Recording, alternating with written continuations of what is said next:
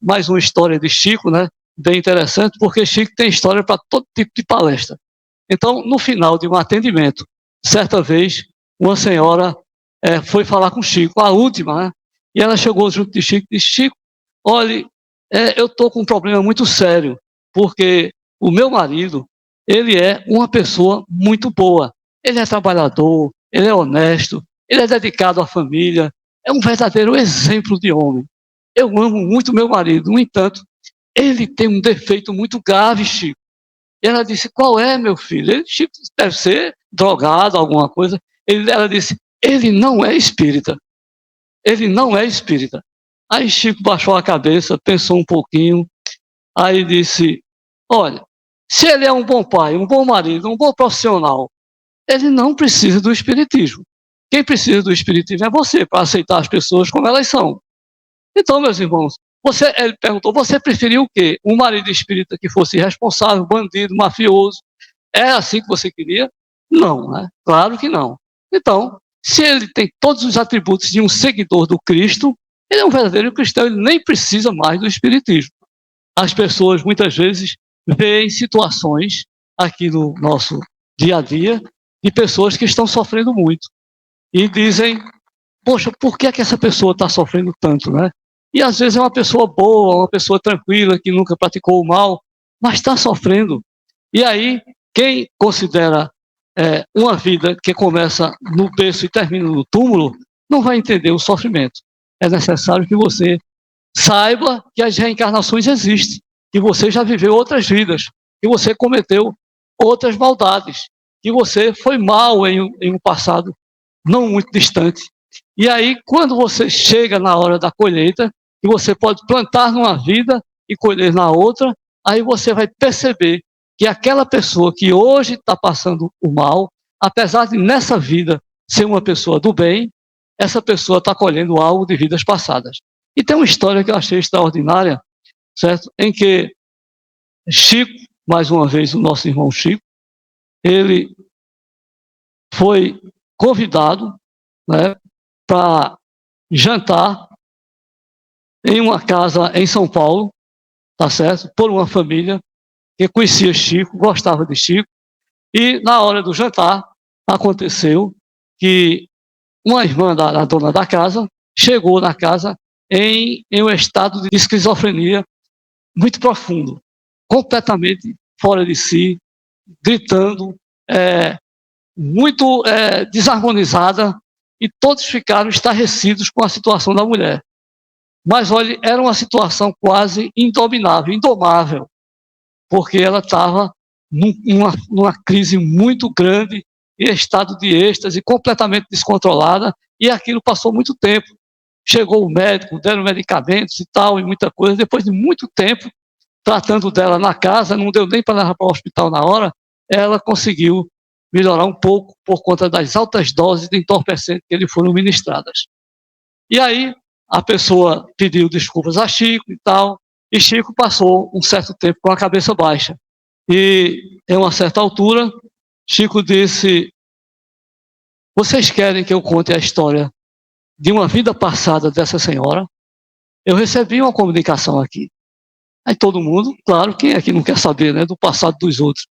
Aí ele disse isso porque veio a comunicação e se fez necessário. Havia um propósito para isso.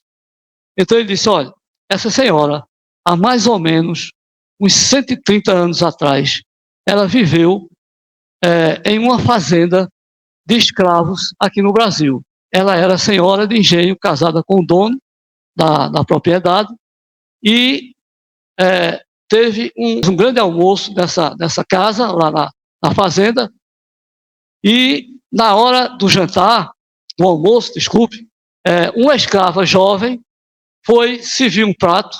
Quando ela inclinou-se, o vestido meio folgado deixou os seios aparentes. E o marido dessa mulher olhou e disse: que seios mais lindos, da escrava jovem. E ela se recolheu e foi embora. Passado uns 2 meses, houve uma nova festa, um novo almoço nessa mesma fazenda. E foi servido para o marido, a esposa serviu um prato especial, e ele gostou da comida. Quando terminou, ela perguntou a ele: você gostou do prato que comeu? Ele disse: gostei.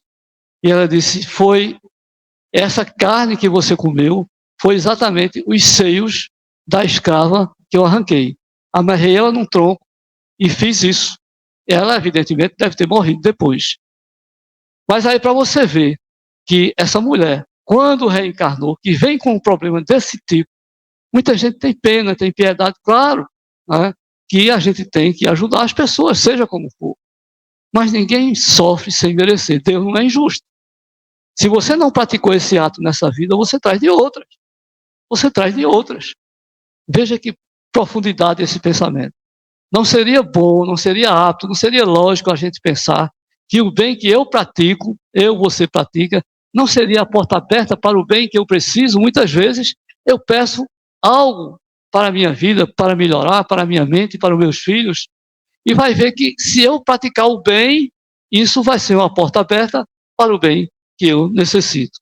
Para Mahansa Yogananda, um espírita oriental, ele deixou o seguinte pensamento: alimente apenas o amor no seu coração, pois quanto maior for essa aliança com o bem, maior será o bem na sua vida.